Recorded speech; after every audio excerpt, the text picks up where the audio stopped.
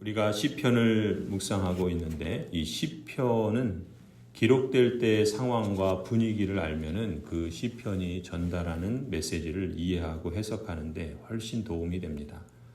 그런 점에서 이 시편 78편은 북이스라엘, 이 남유다와 북이스라엘이 분단되었을 때 이 북이스라엘이 하나님을 떠나고 우상 숭배한 역사를 거울로 삼아서 언약 백성들을 교훈하기 위한 목적을 갖고 기록한 시편이라 할 수 있습니다. 그런 점에서 표제에 보면은 아삽의 마스길이라고 명시하고 있죠. 이 마스길이라고 하는 말은 교훈이라는 뜻입니다. 원래 생각하다라는 단어에서 나온 말인데 아삽이 지은 교훈시 또 성찰하는 시 그런 의미에서 아삽의 마스길이라 이렇게 표제에 기록되어 있죠. 그래서 1절을 보면은 내 백성아 내 교훈을 들으며 내 말에 귀를 기울여라. 내가 입을 열어서 비유로 말하며 숨겨진 옛 비밀을 밝혀주겠다. 교훈을 말하겠다.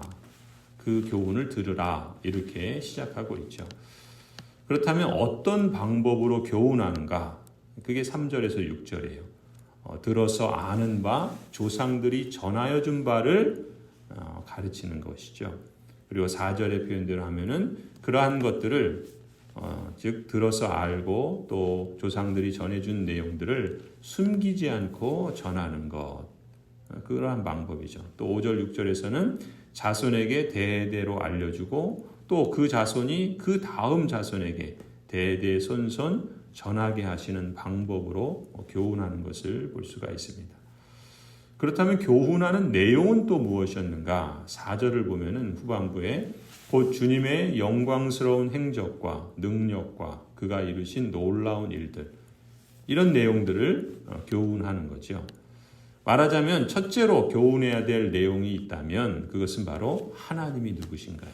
그리고 그 하나님은 어떤 일들을 이루셨는가라는 내용들을 자자손손이 전하는 것이죠. 5절을 보면은 야곱에게 세우신 언약의 규례, 이스라엘에게 세우신 법. 그러니까 둘째로 전해야 될 내용은 하나님의 언약의 규례들입니다. 율법이라고도 하죠. 다시 말하면 하나님의 말씀과 교리를 가르치고 전하는 것이죠. 그리고 세 번째는 8절에 보면은 조상처럼 반역하며 고집만 부리는 세대가 되지 말며 마음이 견고하지 못한 세대, 하나님을 믿지 아니하는 세대가 되지 말라.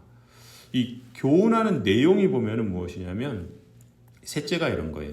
그러니까 그러니까 첫째 내용이었죠. 하나님이 둘째 내용, 하나님이 주신 말씀에 대해서 조상들이 어떻게 응답했는지를 가르쳐 주는 거예요. 그래서 주목할 점은 그 조상들의 이야기가 부끄러운 실패의 역사라는 것도 숨기지 않고 알려주는 것입니다. 그러니까 부끄러운 이야기 또 실패의 역사를 감추고 전하지 않는 역사는 다시 그 실패를 반복하기가 훨씬 더 쉽습니다. 그런데 오늘 그 시편 78편에서도 조상은 한마디로 어떤 사람들이었는가? 반역하며 고집만 부리는 세대였다. 이렇게 규정해요. 또 그 다음 세대는 어떤 세대였는가? 마음이 견고하지 못하고 하나님을 믿지 아니하는 세대였다. 이렇게 말하죠.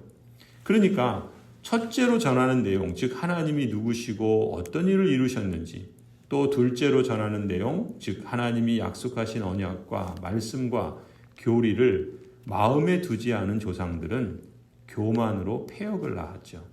그리고 그 조상들의 교만과 폐역을 보고 자란 세대들은 하나님을 마음에 두지 않고 하나님의 약속과 말씀을 망각하여 실패를 가져왔다.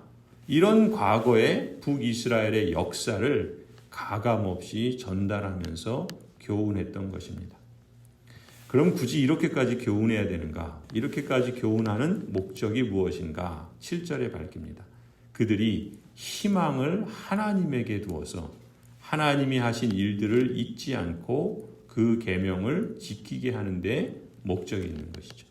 우리 찬송가 가사처럼 이 몸의 소망 무엔가 우리 주 예수뿐일세. 이 찬송을 하는 것처럼 하나님께서 하신 일들, 그리고 하나님이 누구신가, 그 우리의 소망을 오직 하나님께만 두도록 입술에 이 말이, 이 고백이, 이 찬송이 붙어 다니도록, 그리고 입술에 뿐만 아니라 그 마음과 삶에 배어나도록 하는데 교육의 목적이 있었던 것이죠.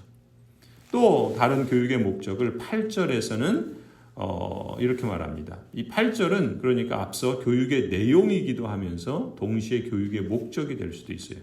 무슨 말인가?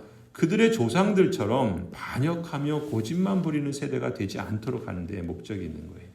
또 그들의 마음이 견고하지 못한 세대, 하나님을 믿지 아니하는 세대가 되지 않게 하려는 데 교육의 목적이 있다라는 것이죠. 가령 사울을 보면 사울은 왕이 되었어요. 그럼에도 불구하고 하나님의 계명을 버리고 자신도 버림을 받게 되지요. 또 여호수아는 약속의 땅을 정복했어요. 하지만 정작 그 다음 세대는 하나님을 알지 못하는 세대가 되어 다른 세대가 되어버리죠. 그래서 사사시대라는 영적인 암흑기를 맞이했던 것을 우리가 보게 됩니다. 성경은 사실 이러한 기록들이 숱하게 기록되어 있죠. 그래서 7절, 8절의 이 교육의 목적을 보면 교육이란 이렇게 말할 수 있을 거예요. 교육이란 잘못된 것을 벗어버리고 바른 것을 일러주고 구비시키는 것이다. 이것이 우리가 교육하는 목적이고, 또 우리 자신이 늘 하나님의 말씀을 배워서 또 우리 자신을 구비하고 또 잘못된 것들을 벗어버리는 그러한 것이라 말할 수 있겠죠. 그렇다면 이러한 교육에 있어서 최우선순위가 되어야 할 핵심이 무엇인가? 9절에 말씀합니다. 에브라임의 자손은 무장을 하고 활을 들고 나섰지만 정작 전쟁이 일어났을 때 물러나고 말았다. 그러니까 교육의 최우선 그 핵심 과제는 무기와 활을 갖추는 거예요.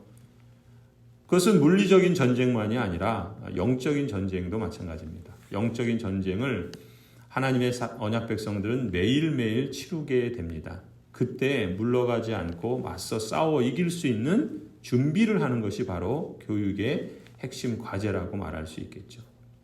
이걸 갖추고 훈련하는 목적이 전쟁의 날에 승리하기 위함이죠. 그런데 북이스라엘의 경우를 보면은 북이스라엘은 제대로 힘도 쓰지 못하고 물러갔던 것입니다.